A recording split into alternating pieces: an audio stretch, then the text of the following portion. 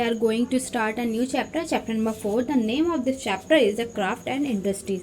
आज हम आप लोगों को एक न्यू चैप्टर स्टार्ट कर रहे हैं, चैप्टर नंबर 4, जिसका नेम है craft and industries. In this chapter we discuss about the craft and industries. इस चैप्टर में हम क्राफ्ट और इंडस्ट्रीज के बारे में डिस्कस करेंगे, जिसमें कि हम पहले पढ़ेंगे कि प्री ब्रिटिश पीरियड में हमारे इंडिया में क्या था. यहाँ पे हैंडीक्राफ्ट इंडस्ट्रीज थी, कॉटेज इंडस्ट्रीज थी. फिर उसके बाद क्या होता है, जब ब्रिटिशर्स यहाँ आ जाते हैं, द इंडस्ट्रियल रेवोल्यूशन बिन हो जाता है, स्टार्ट हो जाता है, तो यहाँ पे क्या होता है, इंडस्ट्रीज़ लग जाती हैं, जिसकी वजह से कि डिक्लाइन ऑफ हैंडीक्राफ्ट हो जाता है. मतलब इंडिया में हैंडीक्राफ्ट की जो इंडस्ट्रीज़ होती है उसका डिक्लाइन हो जाता है. Okay, so let's start your chapter.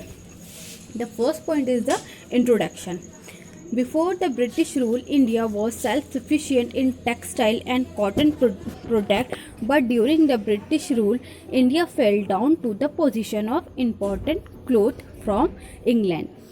British rule से पहले इंडिया में यहाँ पे सेल्फ सफिशिएंट टेक्सटाइल था, कॉटन प्रोड्यूस हो रही थी, मगर जब ब्रिटिश यहाँ पर आ गए तो इस चीज़ का क्या हो गया, फेल डाउन हो गया. यहाँ के जो इम्पोर्टेंस थी क्लोथ्स की वो कम हो गई. ठीक है, ब्रिटिशर्स के आने से. In the 19th century British government abolish the tariff protection of Indian goods. और 19th सेंचुरी में ब्रिटिश गवर्नमेंट ने टैरिफ प्रोटेक्शन जो था इंडियन गुड्स पे जो लगा हुआ था वो हटा दिया. The country was reduce to the position of supplier of raw material to British industries. और कंट्री में क्या हो गया, रिड्यूस कर दिया गया पोजीशन किसकी, सप्लायर ऑफ रॉ मटेरियल की. जो यहाँ पे सप्लायर थे, जो रॉ मटेरियल भेज रहे थे ब्रिटिश में, इंग्लैंड भेज रहे थे, उनको ख़त्म कर दिया गया, उन्हें हटा दिया गया. In 1850 jute mill were establish in India, but there was no economic development in the country. 1850 में जूट मिल यहाँ पे इस्टेब्लिश की गई, मतलब जूट मिल लगाई गई थी यहाँ पर उससे कोई भी इकोनॉमिक डेवलपमेंट नहीं हुआ ख़ास. ठीक है. In the time of first world war some goods acquired by the people were reduce in India. This gave some industrial progress in our country.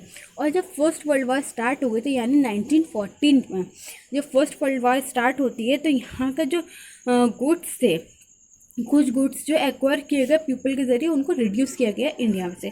ठीक है. तो इस तरह से इंडस्ट्रियल की शुरुआत हो जाती है कहाँ, इंडिया से, इंडिया में. Okay, come to the next one, decline of the Indian handicraft. अब हम पढ़ेंगे कि इंडिया में कैसे डिक्लाइन करा हैंडीक्राफ्ट. इसके कुछ कॉजेस हैं. पहला है हमारा impact of the industrial revolution, दूसरा है हमारा loss of royal patronage, third है हमारा loss of external market, fourth है हमारा coercive taxes use by the British, और फिफ्थ लास्ट है हमारा indifference of the British rulers. ठीक है. तो let's start your first cause, impact of the industrial revolution. हम सबसे पहले पढ़ेंगे कि इंडस्ट्रियल रेवोल्यूशन का क्या इम्पैक्ट पड़ा था हैंडीक्राफ्ट पे, जिसकी वजह से वो डिक्लाइन कर गई. Okay, the same goods produce in industries when compared to the craftman goods were very cheap. जो क्राफ्टमैन यहाँ पर थे, जो यहाँ पे पहले से बना रहे थे, हैंडीक्राफ्ट क्या होता है, हाथ से बनाना. ठीक है. तो यहाँ पर जो इंडिया में पहले से बनाया जा रहा था वो क्या होता था बेटा, वो कॉस्टली होता था. ठीक है, वो एक्सपेंसिव होता था और ज़्यादा ड्यूरेबल भी नहीं होता था as comparison the machinery goods. जो मशीन से बनाया जा रहा था वो जल्दी भी बन रहा था, ज़्यादा भी बन रहा था और चीप रेट में भी था, और उसका जो ड्यूरेबल था वो ज़्यादा टाइम तक चलता था. ठीक है. तो यानी वो क्वालिटी में भी अच्छा था. तो एक तो ये फैक्ट पड़ा. They were also better in quality and quantity, यानी वो दोनों चीज़ों में बेटर था, उसकी क्वालिटी भी बहुत अच्छी थी और क्वांटिटी भी ज़्यादा थी, जैसे मैं भी आपको बता चुकी हूँ. So these were the major factor in front of industries for the slowly dying Indian craft. तो यही एक वजह हुई जिसकी वजह से इंडस्ट्रीज़ यहाँ पे क्या हुआ, यहाँ पे चल गई, यहाँ पे डेवलप हो गई, और क्या हुई, डाइंग हो गई इंडियन क्राफ्ट का.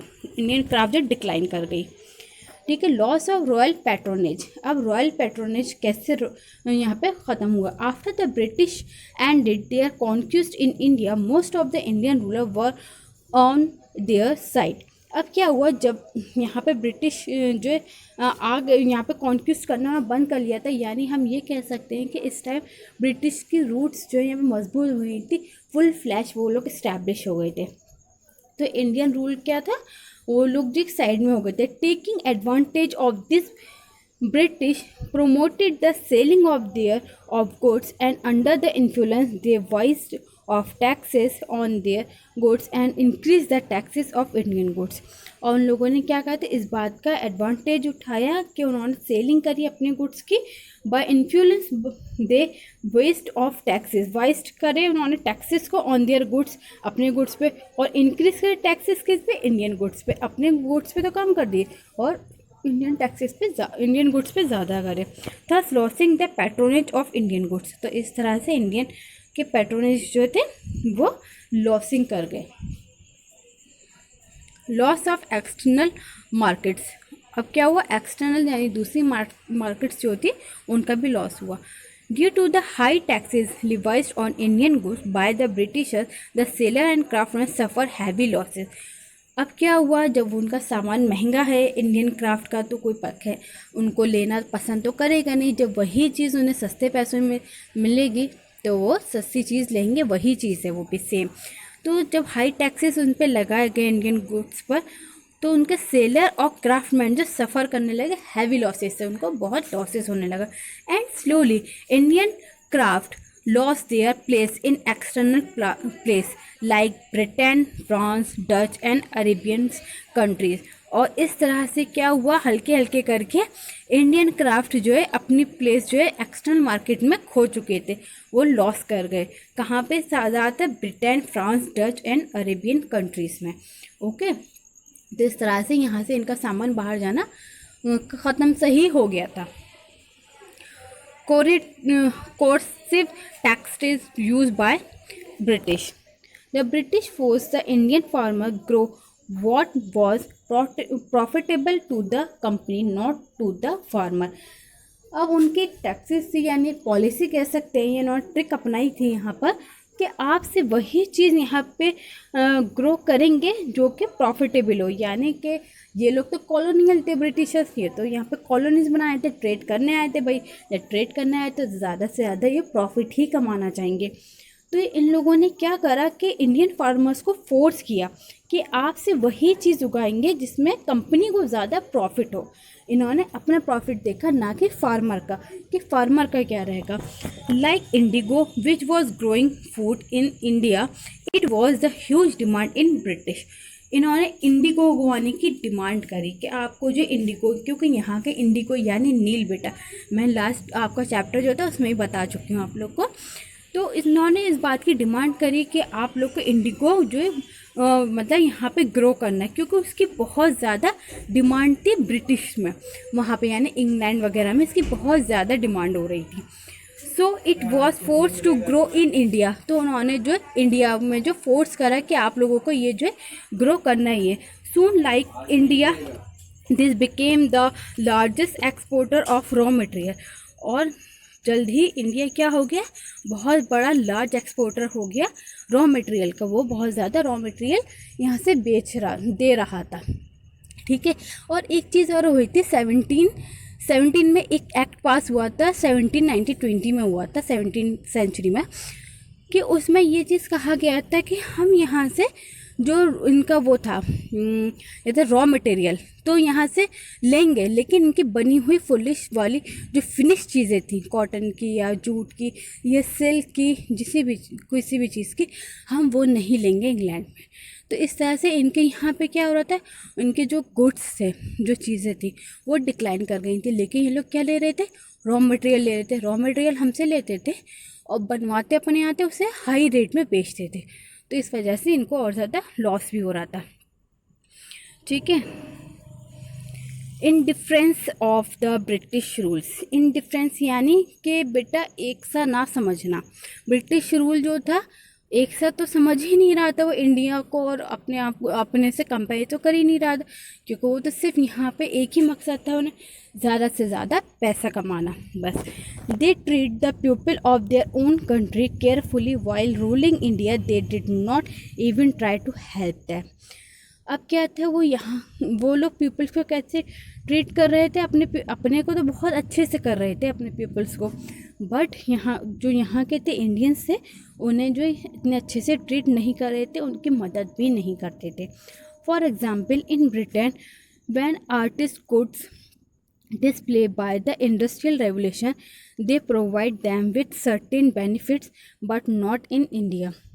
फॉर एग्ज़ाम्पल है यहाँ पे हमारे पास कि ब्रिटिश में जो आर्टिस्ट थे, जो बनाने वाले होते हैं, ठीक है, तो वो जब डिस्प्ले कर रहे थे इंडियन रेवोल्यूशन को, तो उनको तो वो लोग प्रोवाइड कर रहे थे सभी चीज़, बट उनको जो है वो सब चीज़ मिल रही थी, लेकिन यहाँ जब इंडियन से उन लोगों को कोई बेनिफिट नहीं मिल रहा था, कुछ ख़ास बेनिफिट नहीं था। ठीक है, तो इस तरह से इनकी इंडिफरेंस पॉलिसीज थी, रूल्स था ब्रिटिशर्स का। Come to the next point, so resulted in, अब हम पढ़ेंगे ये सब जो डिक्लाइन हो रही थी हैंडीक्राफ्ट, उसका रिजल्ट क्या निकला। In great losses to the local artisan in India, India में जो आर्टिजन थे, जो यहाँ पे खुद बना रहे थे, कपड़ा बुन रहे थे, कि पॉटरी बना रहे थे, कि कोई भी चीज़ बना रहे थे, तो उन सबको बहुत ज़्यादा लॉस हुआ। There was a huge migration of people from city to village, और बहुत ज़्यादा लोग जो है सिटी से विलेजेस में आने लगे अब, क्योंकि अब जो कॉटेज इंडस्ट्रीज़ थी और जो डोमेस्टिक इंडस्ट्रीज़ थी, तो वो सब अब नहीं, मतलब वो तो बंद हो गई थी, क्योंकि अब यहाँ पे बड़ी बड़ी फैक्ट्रीज लग रही थी, और उनमें भी बहुत ज़्यादा लोग थे काम करने के लिए, क्योंकि यहाँ पर अनएम्प्लॉयमेंट फैल चुका था, और वो लोग इतने वेजेस भी नहीं दे रहे थे। For primary activities like farming, अब लोग क्यों आ रहे थे यहाँ पर विलेजेस में, कि हम खुद के अपनी ज़मीन पे जाके कुछ काम ही कर लेंगे, जैसे कि farming. This put further pressure on land, और इससे क्या हुआ कि लैंड के ऊपर बहुत ज़्यादा प्रेशर हुआ, विथ पीसेस गेटिंग फ्रैगमेंट, और लोगों के हाथ क्या हो रहा था, छोटे छोटे पीसेस ऑफ लैंड ही, थोड़े थोड़े टुकड़े ही मिल पा रहे थे लोगों को काम करने के लिए। So the traditional craft and product went into trouble during the British time in front of Industrial Revolution, और जब ये इंडस्ट्रियल रेवोल्यूशन आया यहाँ पर, तो ट्रेडिशनल क्राफ्ट और प्रोडक्ट्स जो थे, उन लोगों को बहुत ज़्यादा मुश्किलों का सामना करना पड़ा था। ठीक है, तो ये थे आपके रीज़न जिनकी वजह से जो है हैंडीक्राफ्ट जो है क्या कहते हैं डिक्लाइन कर रही थी, और उसके क्या रिज़ल्ट हुए थे डिक्लाइन होने के बाद, के लोग जो है यहाँ गांव में आ गए थे, आर्टिज़न एकदम मतलब ख़त्म हो गए, तो उन्हें बहुत ज़्यादा लॉसेस हो रहा था। ठीक है।